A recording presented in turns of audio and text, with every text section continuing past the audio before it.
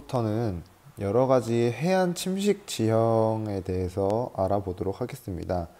자, 해안의 침식 지형은 방금 전에 곶과 만에서도 봤듯이 외해 쪽에서 오는 파랑을 제일 먼저 받아들이는 이 곶 부분에서 많이 이제 형성되는 지형들입니다. 주로 암석 해안을 이루고 있는 것이 특징이고요. 그 암석 해안 중에서도 특이하게 나타나는 여러 가지 작은 지형들에 대해서 설명드리도록 하겠습니다. 자, 먼저 해시계와 파식대라는 지형을 설명을 한번 해볼게요. 육지가 이렇게 바다 쪽으로 좀 이렇게 나가 있고요. 여기가 고지라고 생각하시면 됩니다. 나가 있을 때 바람에 의해서 만들어진 파랑이 이 바다 쪽으로 나가 있는 육지에 계속해서 이게 계속해서 철썩철썩 치겠죠. 파랑이. 그렇게 되면서 이 부분이 조금씩 깎이게 됩니다. 이렇게 처음 만들어지게 되는 곳이 약간 이게 동굴처럼 생겼잖아요. 그래서 바다에 의한 침식에 의해서 생긴 동굴이다. 그래서 여기를 해식동이라고 하고요. 여기서 이제 더 깎이게 되면 아마 더 들어갈 겁니다. 그렇죠? 그렇게 되면 보세요. 이 위에 남아있는 이 부분이 중력에 의해 가지고 아래로 떨어지게 돼요. 아래가 텅 비어 있는데 얘네 하중은 계속 작용하고 있을 거 아닙니까? 그래서 이 부분이 와르르르 하면서 아래로 무너지게 됩니다. 자, 그러면은 이 부분이 평평하게 약간 돼지처럼 평평한 대지처럼 생기게 되겠죠. 여기를 이제 파도가 침식하게 돼서 만들어진 대지에서 이름을 파식대 이렇게 붙이게 되고요. 우리 가미공유 하천할 때 반대쪽에 있던 그 포인트 바의 반대쪽에 있던 절벽을 다네라고 했었죠. 자, 여기는 마찬가지 바다에 의한 침식 작용에 의해 생긴 절벽이다 해서 해시계라는 이 명칭으로 부르게 되겠습니다. 자, 파식대와 해시계의 개념이고요. 그 전에 먼저 해식동이 생겼었다라는 거. 여기가 해식동입니다. 해식동에서 그 위에 있던 것들이 떨어지게 되면 파식대. 그로 인해서 원래 여기에 있던 절벽이 뒤쪽으로 후퇴했죠. 그게 해시계입니다. 진짜 이제 우리 세계에서 존재하는 해시계와 파식대 모습입니다. 이곳은 전라북도 부안에 있는 채석강이라는 곳인데요. 원래는 이쪽에 있었겠죠, 절벽이. 근데 계속해서 깎이고 무너지고 깎이고 무너지고 하다 보니까 이 절벽이 여기까지 후퇴하게 된 겁니다. 그 와중에서 해시계가 확장되게 되는 거죠. 파식대가 확장되게 되고 해시계는 후퇴하게 되는 거죠. 앞으로도 뭐 해수면이 높아진다라고 하면은 이 파식대는 더 넓어지고 해시계는 더 뒤로 가게 되겠죠. 자, 그 다음은 시스택과 시아치라는 지형에 대해서 알아볼게요. 자, 역시나 바다 바깥쪽으로 나가 있는 이 곳에서는 여러 가지 이제 침식 작용이 일어나게 되는데요. 파랑에 의해서 점점 파식대가 넓어지고 해시계가 뒤로 가다 보면요. 이 육지를 이루고 있는 기반암 중에서도 어떤 친구는 뭐 전리가 많을 수도 있고 어떤 친구는 전리가 적을 수도 있겠죠. 그럼 전리가 많은 친구들은 상대적으로 빨리 깎여 나갈 거예요. 전리가 별로 없는 친구들은 살아남고요. 그리고 같은 지역에 있지만 기반암의 성질이 다를 수도 있어요.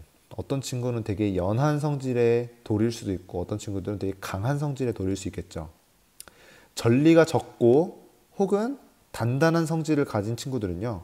이렇게 주변 친구들이 깎여 나갈 때 우뚝 솟아서 남아있게 됩니다. 마치 기둥 모양처럼요.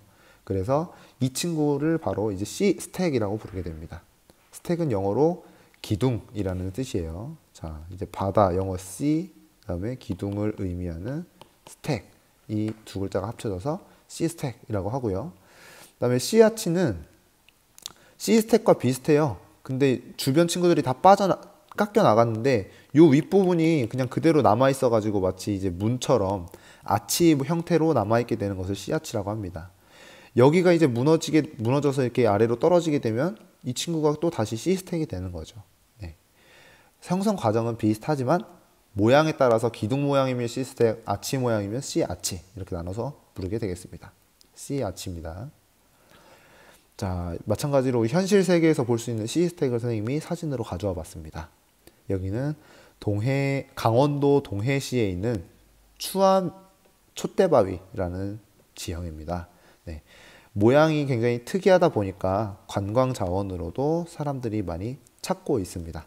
강원도 동해안에 있는 추암 촛대바위입니다. 자, 그 다음은 해안 단구라는 지형에 대해서 알아볼 거예요. 우리가 단구라는 지형은 전에 하천 지형에서도 배웠었죠. 네, 우리는 하안 단구에 대해서 배웠었는데 형성 과정이 비슷합니다. 네, 모양도 비슷하고요. 한번 알아보실게요. 아까 전에 이제 파랑의 침식에 의해서 파식대가 생겨났고 그 뒤에 해식애가 생겼었죠. 자, 그런데 이제 나중에 어떤 지각 변동에 의해서 육지가 이렇게 융기를 하게 됩니다. 자, 그렇게 되면 원래 파도의 영향을 받았었던 파식대가 위로 올라가게 되면서 이 지역은 더 이상 물의 영향을 받지 않게 되겠죠. 네, 그리고 나서 바다에 이렇게 잠겨 있었던 부분이 다시금 위에서 파랑의 침식 작용을 받게 돼요. 그렇게 되면서 다시금 이렇게 깎이겠죠. 먼저 해식동 만들어지고 그 위에 있는 친구들 와르르 무너지고. 자, 아까 파식대가 만들어지던 과정을 그대로 겪으면서 새로운 파식대가 만들어지게 되고요. 새로운 해식애가 만들어지게 됩니다. 그럼 여기 과거에 파식되었던 부분은 이제 더 이상 파도의 침식 작용을 받지 않아요. 과거에는 받았었지만 이제는 파랑의 영향으로부터 더 자유로워지게 된 이 부분을 우리가 뭐라고 부르느냐? 바로 해안 단구라고 부릅니다. 하안 단구에서도 마찬가지였죠. 하천의 뭐 범람이라든지 이런 작용을 받던 친구들이 하천이 하방 침식을 하거나 혹은 지반이 융기하게 되면서 그 하천의 영향을 안 받게 되면 우리는 그것을 단구라고 불렀었죠. 네. 여기 바다에서도 마찬가지입니다. 지반이 융기하거나 혹은 어떤 경우도 있을 수 있겠어요? 그죠? 해수면이 하강하는 경우에도 더 이상 영향을 받지 않는 평평한 지형이 생길 수 있겠죠. 네. 자, 우리 현실 세계에서 볼 수 있는 해안 단구의 모습입니다. 강원도 강릉에 있는 해안 단구 모습인데요. 여기 산 위에 갑자기 큰 배가 하나 올라가 있어요. 요거는 강릉에 있는 유명한 호텔인데 이러한 큰 배 모양의 호텔을 이곳에 지을 수 있었던 이유는 이 위쪽 지반이 평평하다는 얘기겠죠. 한국 지리에서 가장 해안 단구의 예를 잘 보여주는 사진이라고 할 수가 있습니다. 여긴 더 이상 바닷물이 뭐 이쪽 위로 올라가서 영향을 줄 이유는 없겠죠. 이렇게 해안 단구가 이용된다라고 하는 점 알아두시면 되겠고요. 자, 위에서 보면 이렇게 생겼습니다. 자, 보시면은 이렇게 평평한 지형이 저 높은 고도에 위치하고 있는 걸 볼 수가 있죠.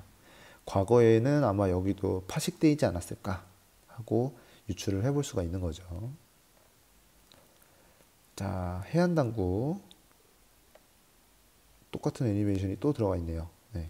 이걸 설명해 주려고 한 건데, 자, 과거에는 이 해안 단구가 바다 아래쪽에 있었지 않았습니까? 그렇죠? 뭐 물이 아마 여기까지 들어왔을 거예요.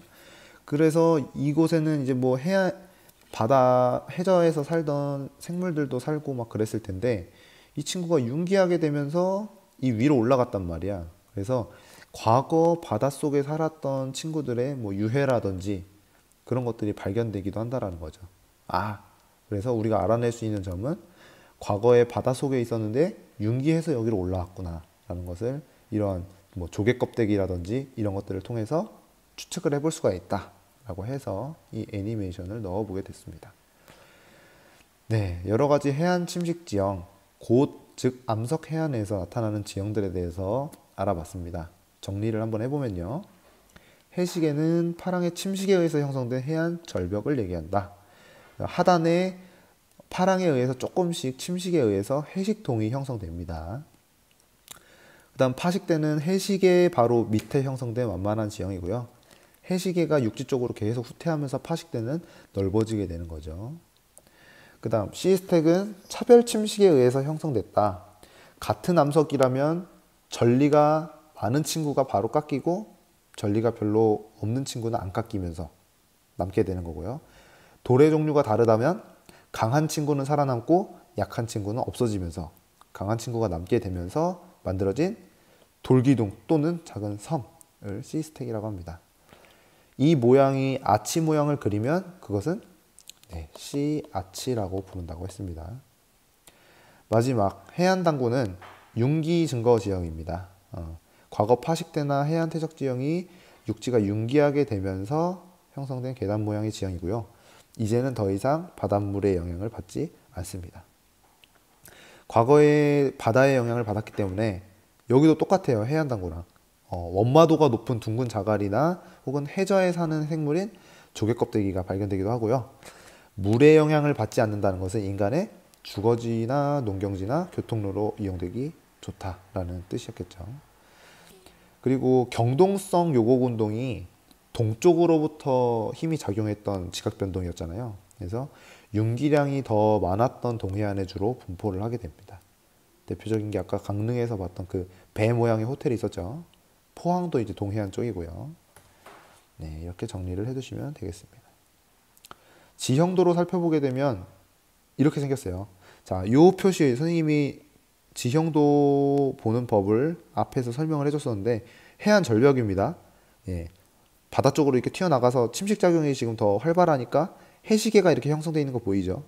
그리고 해시계 뒤에 등고선이 넓게 분포하고 있는 것으로 봤을 때 평탄한 지역이구나. 이곳은 해안 당군에 이렇게 유출을 해볼 수 있는 겁니다. 해시계 해안 당구의 형성 모식도는 다음과 같습니다. 이건 일시정지하고 한번 이해해 보시면 좋을 것 같아요. 지반이 융기해도 가능하고요. 혹은 해면이 하강해도 가능합니다. 자, 해안 지형 정리해 보도록 하겠습니다. 자, 먼저 해안 지형을 형성하는 것은 이제 바다잖아요. 네, 이런 바닷물이 각각의 어떤 이런 형태를 통해서 영향을 미칠 때 해안 지형이 형성된다라고 했었습니다. 대표적인 것은 우리가 눈으로 쉽게 볼 수 있는 파랑이 있었고요. 그다음에 연안류, 밀물과 썰물로 이루어진 조류. 그다음에 선생님이 지금 깜빡했는데 바람도 있죠. 바람에 의해서도 해안에 이제 있는 모래들이 날릴 수 있으니까요. 요 네 가지 요인에 의해서 해안 지형이 형성된다 하는 거 알아두시면 되겠고요. 자, 먼저 바다 쪽으로 좀 튀어나가 있어서 파랑 에너지가 비교적 강할 때 영향을 받는 해안 침식 지형에 대해서 알아보도록 하겠습니다. 이곳은 고제에서 주로 나타나고요. 우리가 관찰했을 때 암석 해안의 모양을 띠고 있습니다.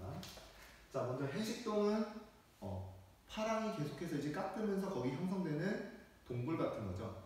자, 동굴이 계속 파이게 되면 그 위에 남아있는 부분이 중력을 버티지 못하고 와르르 무너져 내린다고 했어요. 그러면 그 파도가 깎아 내린 이 평평한 대지 같은 지형을 우리가 파식대라고 했고요. 그리고 이게 무너져 내리면서 뒤에 만들어진 수직 절벽, 그것을 해식애라고 했었습니다. 자, 그리고 파랑이 그 뒤쪽에 있는 암석들을 깎아 나갈 때 같은 암석일 경우에는 전리가 많은 부분이 더 빨리 깎여 나가고요. 다른 암석일 경우에는 더 약한 성질의 암석이 깎여 나가고 강한 부분이 남아있는 그 기둥 모양으로 남아있는 것을 우리는 C 스텝이라고 불렀습니다. 그리고 원리는 같지만 그 모양이 아치 모양을 띠고 있을 때는 C 아치라고 불렀었습니다. 자, 마지막 해안 당구는 이 위에서 만들어진 파식대가 지반의 융기 혹은 해수면의 하강에 의해서 더 이상 바닷물의 영향을 받지 않고 높이 올라간 그런 계단 모양의 지형을 우리는 해안 당구라고 불렀었죠. 네. 과거에 여기도 바닷물의 영향을 받던 곳이었기 때문에 뭐 해양 생물의 유해라든지 혹은 둥근 돌 같은 것들이 발견된다